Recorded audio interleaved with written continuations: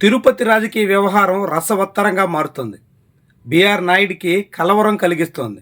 కంటి మీద కునుకు లేకుండా చేస్తోంది. ఆయన ఏం చేసినా ఎక్కడున్నా వెంటాడుతున్న పరిస్థితి కనిపిస్తోంది. దీంతో టీవీ5 చైర్మన్గా, ఇప్పుడు టీటీడీ ట్రస్ట్ బోర్డు చైర్మన్గా ఉన్న బీఆర్ నాయుడికి చాలా పెద్ద తలనొప్పిగా తయారైంది. ఆయన్ని వెంటాడుతున్నటువంటి నేపథ్యంలో ఏం చెయ్యాలో పాలుపోని పరిస్థితి వచ్చేస్తుంది.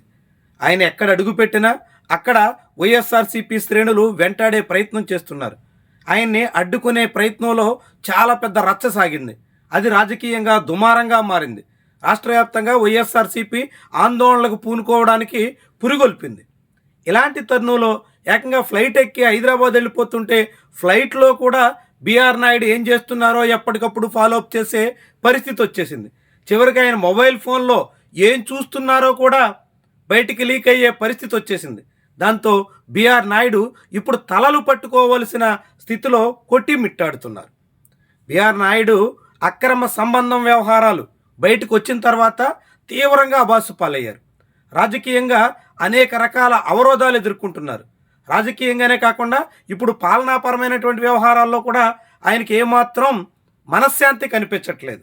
తిరుమల వెళ్ళి ప్రశాంతంగా చైర్మన్ హోదాలో కార్యకలాపాలు నిరుపుదామంటే అలాంటి వీలు లేకుండా పోయింది. ఆయన తిరుపతిలో అడుగు పెట్టంగానే వైఎస్ఆర్సీపీ ఆందోళనకి పూనుకుంది. ఆయన బస చేసిన హోటల్ ముందు భారీ నిరసనకు దిగింది. దాంతో అక్కడ తెలుగుదేశం పార్టీ కార్యకర్తలను పిలిచి వైఎస్ఆర్సీపీ శ్రేణులకు వ్యతిరేకంగా ఉసుగొల్పాల్సిన పరిస్థితి వచ్చింది. తీరాది ఘర్షణల వరకు దారితీసింది. ఆ తర్వాత పోలీసులు రంగప్రవేశం చేయాల్సి వచ్చింది. అరెస్టులు చేసి కేసులు పెట్టాల్సి వచ్చింది. ఆ తర్వాత కోర్టు వరకు తీసుకెళ్తే రిమాండ్ కూడా లేకుండా స్టేషన్ బెయిల్తోనే సరిపెట్టుకోక తప్పని పరిస్థితి వచ్చింది.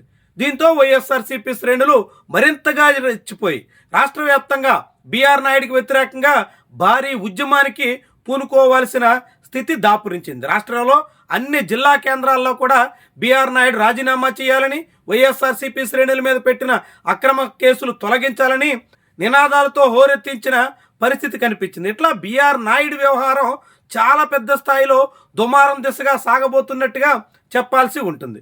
తీరా తిరుపతి వరకు వెళ్ళినా తిరుమల వెళ్ళలేక ఒంటిమిట్ట ఆలయానికి వెళ్ళి అక్కడ రామనవమి ఏర్పాట్లు, నిత్యాన్నదానం సంబంధించినటువంటి ఏర్పాట్లు పరిశీలించి తిరిగి మళ్ళీ హైదరాబాద్ వెళ్తుంటే ఫ్లైట్లో జరిగినటువంటి తంతు కూడా ఇప్పుడు పరువు తీసేటంత వరకు వెళ్ళింది. టీవీ5 చైర్మన్గా ఉండి ఎన్టీవీలో జగన్మోహన్ రెడ్డి వీడియో చూస్తున్నటువంటి దృశ్యాలు చాలా పెద్ద వైరల్గా మారినాయి. ఇలా బీఆర్ నాయుడు పరువు అన్ని రకాలుగా కోల్పోవలసిన పరిస్థితి వస్తుంది. తెలుగుదేశం పార్టీ శ్రేణులుగా ఆయనకి ఎంతగా వత్తాసు పలుకుతున్నా వరుస పరిణామాలతో వాళ్ళు కూడా ఉసూరు మనక తప్పని పరిస్థితి వస్తుంది. ఎన్ని మార్లు ఎన్ని రకాలుగా బీఆర్ నాయుడికి అండగా నిలవాలి అని కూడా వాళ్ళంతా వాపోవలసిన పరిస్థితిని నాయుడు తీసుకొస్తున్నట్టుగా కనిపిస్తుంది. ఈ మొత్తం వ్యవహారంలో కరుణాకర్ రెడ్డి వర్సెస్ బీఆర్ నాయుడు అన్నట్టుగా మొదలైనటువంటి ఈ వ్యవహారం చాలా తీవ్ర స్థాయికి వెళ్ళడం అనివార్యంగా కనిపిస్తోంది. రాజకీయంగా ఇది దుమారం రేపడం ఖాయంగా చెప్పాల్సి ఉంటుంది. ఇప్పటికే అనేక రకాలుగా రచ్చవుతుంది. ఇది మరికొంతకాలం పాటు కూడా చిచ్చు రాజుకునే అవకాశం అయితే పుష్కలంగా ఉంది.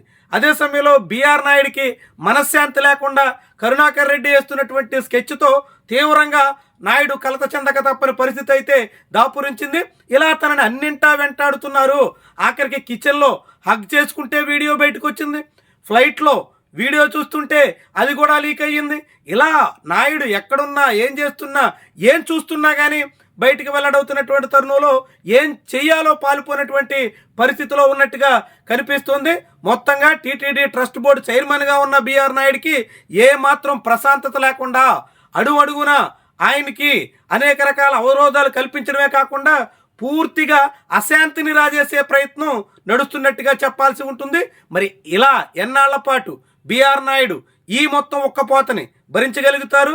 ఇలా ఉక్కిరి బిక్కిరవుతూ ఎంతకాలమని నెట్టుకొస్తారు? చూడాల్సినటువంటి అంశం.